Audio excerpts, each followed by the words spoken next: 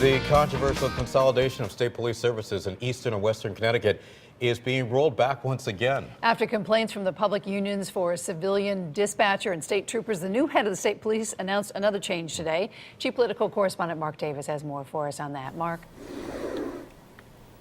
Hi, Anna Keith. Good evening, everyone, from the Hartford newsroom.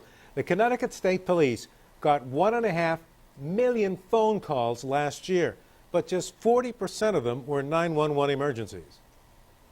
Tracy Gordon Fox is a mom who works as an emergency room nurse. She got 300 of her neighbors to sign a petition aimed at rolling back the consolidation of dispatch and other state police services in eastern Connecticut. People said that they would call 911. It was a long response time, and we weren't used to that out here. We were used to the local troopers knowing where we live, knowing the area. After rolling back part of the consolidation just 4 weeks ago, by staffing all local barracks 24/7.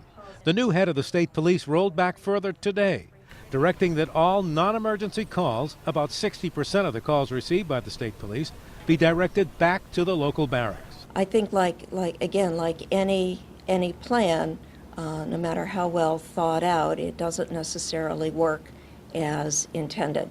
The new commissioner today also flatly denied that these reversals are aimed at heading off a bill making its way through the legislature that would suspend the consolidation and require public input before similar changes are made. Absolutely not. This is a well-reasoned and well-researched strategy. The move today means that 911 calls would continue to be handled at central locations, although she said today that, too, will continue to be studied. We rely on the state police in this area for our safety.